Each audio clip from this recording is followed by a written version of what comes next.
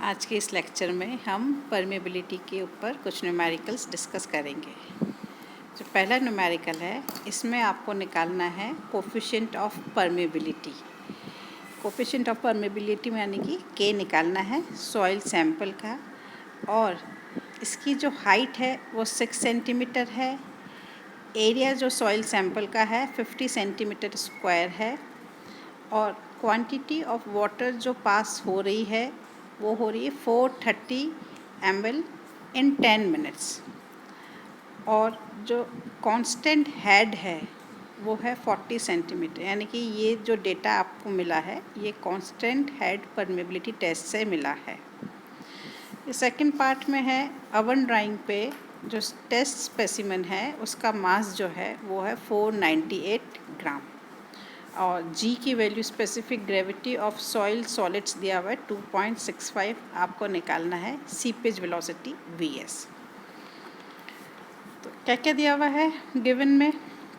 Capital Q is equal to 430 ml, time is 10 minutes. इसको seconds में बनाएंगे, 60 से मल्टीप्लाई करेंगे तो 600 सेकेंड्स आ जाएगा। एरिया जो दिया हुआ है capital A 50 centimetre square, L 6 centimetre और हाइट h 40 सेंटीमीटर, ये सब सेंटीमीटर्स में दिए हुए हैं। कोफिशिएंट ऑफ परमेबिलिटी का जो फॉर्मूला है k is equal to Q upon T L upon H 1 upon A. Q 430, time 600, length 6 centimetre, h 40 centimetre और एरिया है 50। तो वैल्यूज़ को पुट करेंगे तो k की जो वैल्यू आ रही है वो आ रही है 2.15 इंटू 10⁻³ सेंटीमीटर्स पर सेकेंड। अब उसके बाद हमको निकालना है v, q is equal to A V. तो वेलोसिटी जो होगी वो होगी डिस्चार्ज जो दिया हुआ है 430 अपॉन 600। स्मॉल q की वैल्यू जो होती है वो होती है डिस्चार्ज पर यूनिट टाइम। तो 430 अपॉन 600 और एरिया कितना है 50, तो v आ जाएगा 1.435 इंटू 10⁻² सेंटीमीटर्स पर सेकेंड। और सेकंड मेथड जो है v को निकालने का, आप v is equal to K आई के फॉर्मूले से भी निकाल सकते हैं। k आपने निकाला है 2.15 इंटू 10⁻³ आई जो होता है वो होता है h अपॉन एल। h इसका 40 है और l जो है 6 है। ये सभी यूनिट सेंटीमीटर में है, तो जो वेलोसिटी आएगी वो आ जाएगी सेंटीमीटर्स पर सेकेंड। फिर आपको सीपेज वेलोसिटी निकालनी है। सीपेज वेलोसिटी जो होती है वो होता है V S is equal to V upon N.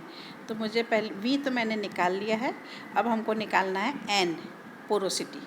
तो पोरोसिटी को निकालने के लिए सबसे पहले हम निकालेंगे ई, वॉइड्स रेशियो। तो वॉइड्स रेशियो के लिए आपको जो फॉर्मूला है वो है जी gamma W upon gamma D -1। तो इसके लिए मुझे सबसे पहले गामा डी निकालना पड़ेगा, ड्राई डेंसिटी। तो सॉइल सॉलिड्स की डेंसिटी मुझे पता है, और मास दिया हुआ है सॉइल सॉलिड्स का 498, वॉल्यूम 50 इंटू 6। वॉल्यूम कैसे निकाला है? एरिया इंटू लेंथ से। तो इससे ड्राई डेंसिटी निकल गई 1.66 ग्राम पर सेंटीमीटर क्यूब। इस जो फॉर्मूला होता है gamma D is equal to G gamma W upon 1 + E, इसमें जब हम वैल्यूज़ पुट करेंगे और पानी की डेंसिटी 1 लेंगे, 1 ग्राम पर सेंटीमीटर क्यूब होती है, जी की जगह 2.65 रखेंगे तो ई की जो वैल्यू आ रही है 0.595। पोरोसिटी जो होगा वो होगा ई अपॉन 1 + ई। ई की जगह 0.595 लिखा, तो एन की जो वैल्यू आ रही है 0.373 आ रहा है। तो V S, seepage velocity V S is equal to V upon N. तो वैल्यूज़ पुट करने पे आंसर आएगा 3.85 into 10⁻² centimetres per second. Next numerical में एक फॉलिंग हेड परमिएटर टेस्ट है। तो ये फॉलिंग हेड वाला टेस्ट है। इसमें initial head at time 0 is 40 centimetre और head drops by 5 centimetre in 10 minutes. आपको निकालना है time required to run the test for the final head. Final head जो हमको चाहिए वो चाहिए 20 सेंटीमीटर। सैंपल जो है 6 सेंटीमीटर हाई है और एरिया जो है वो है 50 centimetre square cross sectional area है सैंपल का। कोफिशिएंट ऑफ परमेबिलिटी आपको निकालनी है और स्टैंड पाइप का जो एरिया है जिससे कि पानी पास होगा वो है 0.5 सेंटीमीटर स्क्वायर। तो टाइम इंटरवल जो है इसके अंदर वो आपको जो दिया हुआ है ये दिया है 10 मिनट्स और इसमें जो हेड ड्रॉप हो रहा है, इनिशियल हेड जो है 40 सेंटीमीटर है और जो ड्रॉप हो रहा है वो 5 सेंटीमीटर हो रहा है। तो फाइनल हेड जो हो रहा है H2 वो है 35 सेंटीमीटर। हमारा परमेबिलिटी का जो फॉर्मूला होता है फॉलोइंग हेड परमेबिलिटी टेस्ट में K is equal to 2.3 AL/80 log 10 H1/H2। तो इसमें जब हम वैल्यूज़ पुट करेंगे तो T is equal to 2.3 AL/AK log 10 H1/H2। H1 की जगह 40 लिखेंगे, H2 की जगह 35 लिखेंगे। स्मॉल a जो है वो 0.5 सेंटीमीटर स्क्वायर है। जो लेंथ है स्पेसिमन की 6 सेंटीमीटर है। कैपिटल A 50 सेंटीमीटर स्क्वायर है। तो वैल्यूज़ आप पुट करेंगे तो आपको आंसर मिल जाएगा। ठीक है, तो इससे ये सब वैल्यूज़ को पुट करने से जो K की वैल्यू आ रही है वो आ रही है 1.335 into 10⁻⁵ centimetres per second. Next numerical में due to a rise of temperature के राइज के कारण द विस्कोसिटी क्षयंता and unit weight of the percolating fluid, जो फ्लूड पास हो रहा है उसका यूनिट वेट ऑफ विस्कोसिटी वो रिड्यूस हो जाता है टू 75% एंड 97% रिस्पेक्टिवली।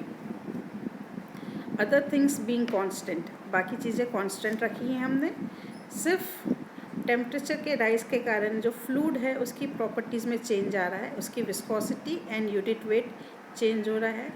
आपको निकालना है percentage change in coefficient of permeability.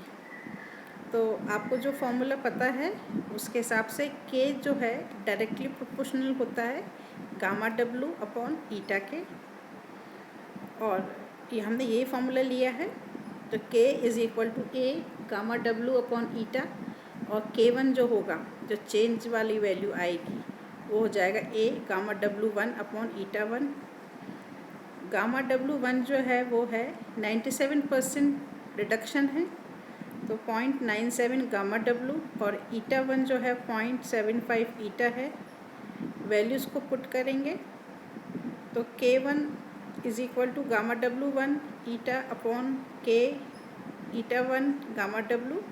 तो K1 की जो वैल्यू आएगी वो आएगी K γW1/γW n/n1।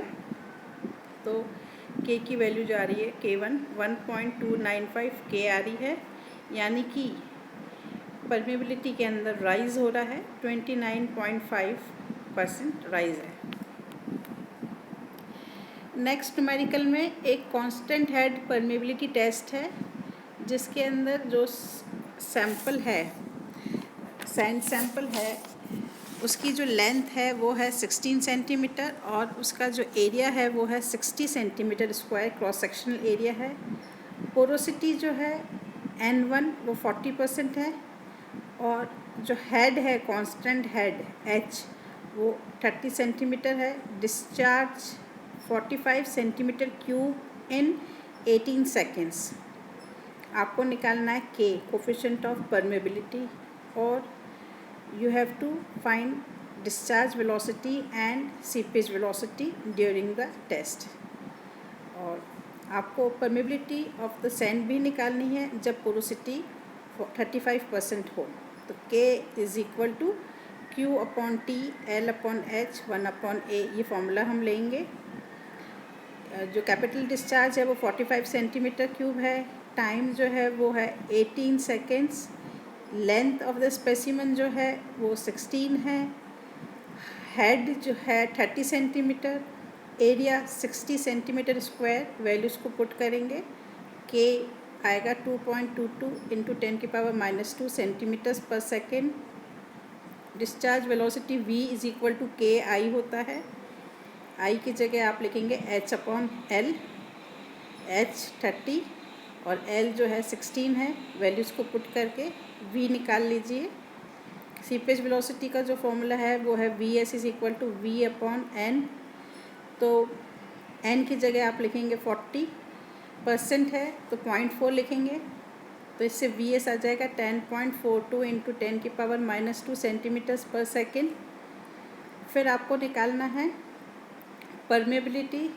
जब विस्कोसिटी जो है वो है 35%, तो K1 upon K2 is equal to E1 cube upon 1 plus E1 into 1 plus E2 upon E1 cube.